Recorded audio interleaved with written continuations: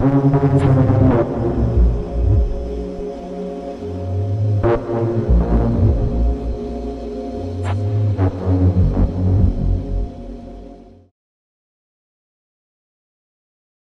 aimons tous les films sur les voyages dans le temps, que ce soit le Terminator ou Déjà Vu ou Donnie Darko.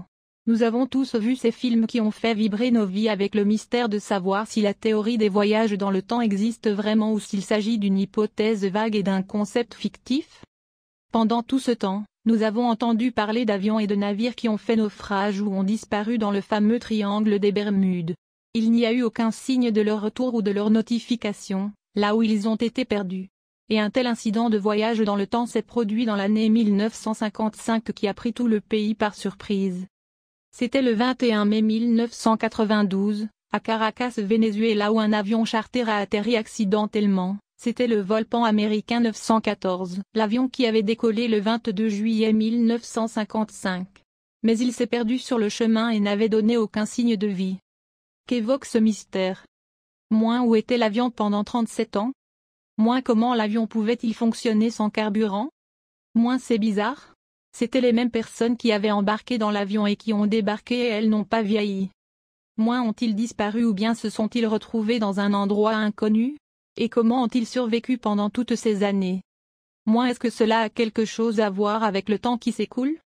Erwan Delacorte fut le témoin de l'incident miraculeux. Les communications téléphoniques entre le pilote et les ouvriers ont été enregistrées. Il raconte l'incident en disant qu'il s'agissait de quelque chose d'inhabituel et troublant par rapport au visuel dont il a été témoin.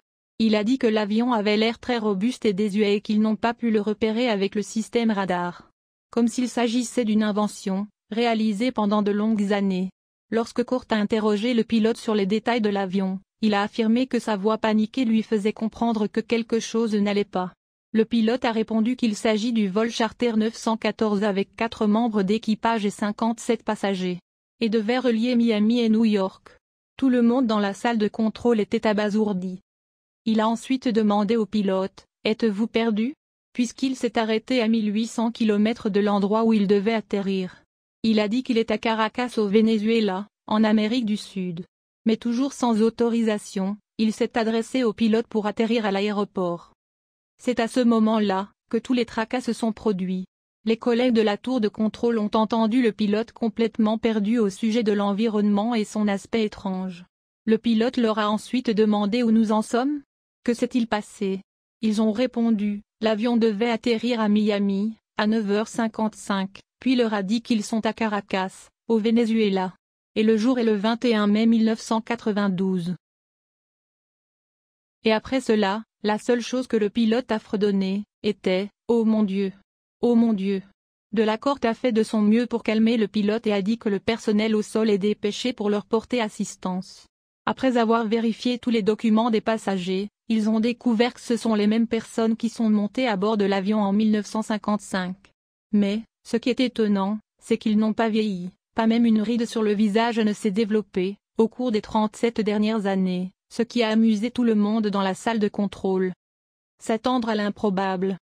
Et juste au moment où le personnel au sol était à leur portée, le pilote leur a fait signe d'y retourner et de ne pas s'approcher d'eux. Il a dit, nous y retournons. Les équipes au sol ont vu le visage effrayé des passagers collés contre les hublots.